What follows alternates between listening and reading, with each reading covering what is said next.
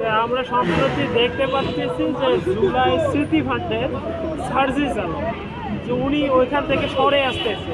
তো এইখানে আমরা কিছু কিছু সত্য না গুজব সেটা জানতে পারতেছি না। আমরা জানতে পারতেছি যে উনি কিছু টাকা পয়সা হাতিয়ে বিদেশ পালানোর জন্য হয়তো বা ওইখান থেকে সরে আসতেছে, নতুবা কোনো এই গ্রুপিংয়ের কারণে সরে আসতেছে। তো আপনি যেহেতু বললেন আপনি আন্দোলনকারী একজন আহত, তো আপনি এই বিষয়টা কি হিসাবে দেখতেছেন? দেখেন, সাজ্জিদ আলম ভাই যে আগে কর্মকাণ্ডটা আমি তুলে ধরি, এখন তো সে পদত্যাগ করছে, পদে নাই। তো আপনারা জানেন, কেন করলো? আপনারা জানেন যে জুলাই ফাউন্ডেশনের বিষয়টা আমি একটু ক্লিয়ার করি আপনাদের কাছে। উনি জেলা ভিত্তিক কার্যক্রম নিত, যে শহীদ পরিবারে টাকা দিবে, আহতদের মাঝে টাকা দিবে, মানে বিভিন্ন জেলায় মানে তারা সিস্টেম না করে যে প্রপারলি যে সিস্টেমে বা যে প্রক্রিয়ায় মানুষজন টাকা পাবে সহজে, এটা না করে তিনি বিভিন্ন বিভাগে বিভাগে যে শহীদ পরিবার নিয়েই ভাবতো আর শহীদের পরিবারেই দিত টাকাটা। মূলত সে যে পদত্যাগ করছে এটা আমরা মোটেও কাম্য না, এবং সে কারো কাছে জবাবদিহি দেয় নেই যে হাট করে তাই সে পদত্যাগ করছে। আমরা শুনতে পাই যে তিনি এমপি নির্বাচন করবে, এবং রাজনৈতিক দল আপনারা জানেন যে কালকে ঘোষণা হয়েছে যে রাজনৈতিক দলও তারা করবে, এই নিয়েও তাদের অলরেডি রোডম্যাপ হয়েছে। তিনি কিভাবে পদত্যাগ করতে পারে না জবাবদিহি না দিয়া, আমি এটা আমার একটু প্রশ্ন, এবং আমার এখানে একটু সন্দেহ কাজ করে। তার কি এমন ব্যর্থতা যে তার পদত্যাগ করা লাগলো, কি এমন দরকার যে সে এই ফাউন্ডেশন থেকে পদত্যাগ করলো, এটা আমাদের কাছে অনেক রহস্যময় লাগতেছে।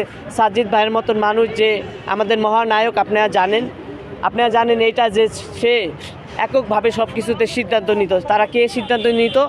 নাহিদ, আসিফ, সাজ্জিদ ভাই, হাসান আবদুল্লাহ ভাই। তারা এই যে আহতদের বিষয়, আহতদের কোনো কথা না শুনে তারা একটা জানেন আপনারা আহতদের একটা গ্রুপিং করছে, যে গ্রুপ দিচ্ছে কমিটি, তারা তার মাধ্যমে মানে পুরোপুরি 32,000-এর সামর্থ্য না করে তারা এককভাবে ক্যাটাগরিভাবে এই মাঝেও তারা বিভাজন তৈরি করে দিল। কি একটা অবস্থা! আর আপনি যাবেন ঢাকার মেডিকেলের মধ্যে সিএমএইচ এবং পঙ্গু, ন্যাট্রো, চক্ষু বিজ্ঞানের মধ্যে দেখবেন অনেকজনই সুস্থ আছে, বাড়ি ফেরা যায় না। মানে কি সাজ্জিদরা এটি নিয়ে গ্রুপিং করতেছে, বিভিন্ন প্রোগ্রামে আনতেছে, এবং তাদের নিয়ে তারা কমিটি বাণিজ্য করতে আসছে, যে প্রপারলি তাদের যদি এদিকে আটকে রাখা যায় তাহলে 32,000 যারা আহত আছে তাদের সাথে টাকা মায়েরা দেওয়া যাইব, প্রতারণা করা যাইব। সেই জন্য তারা সিস্টেম হয়েতে যে প্রক্রিয়া, যে আহতরা প্রপারলি চিকিৎসা এবং টাকা পয়সা পাবে, বা তাদের যে ক্ষতি হয়েছে তারা স্বাভাবিক জীবনে ফিরে আসবে, তারা এটা চাচ্ছে না।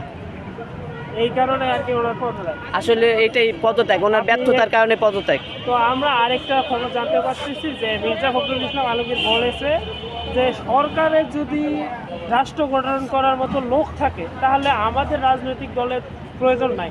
তো এই কারণেই কি উনি জুলাই স্মৃতি ফান্ড থেকে পদত্যাগ করে এমপি নির্বাচন করতেছে?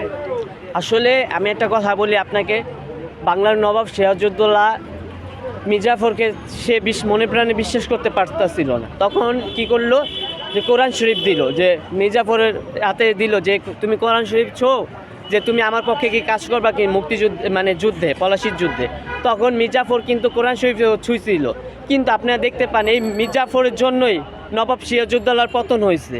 আপনারা জানতে চান আমরা সাজ্জিদকে কোনভাবে বলবো বলে না, সে তো আমাদের মহানায়ক, কিন্তু আমরা দেখতে পাই একটা জিনিস, যে বেইমানির একটা ছাপ করতে আছে সাজ্জিদ ভাইয়ের, যেটার কারণে আপনার বৈষম্যবিরোধী ছাত্রদের আত্মকন্দ প্রকাশ পাইতে আছে, এবং তাদের ব্যর্থতা প্রমাণ পাইতে আসি। এবং আমি মনে করি তারা যে ব্যর্থতা হইতাছে, যে এটা তাদের নিজের ব্যক্তিগত কারণেই বা নিজেদের কারণে আত্মকেন্দ্রিক হওয়ার কারণে এটি ব্যর্থতা হইতাছে বা ব্যর্থ হইতাছে তারা।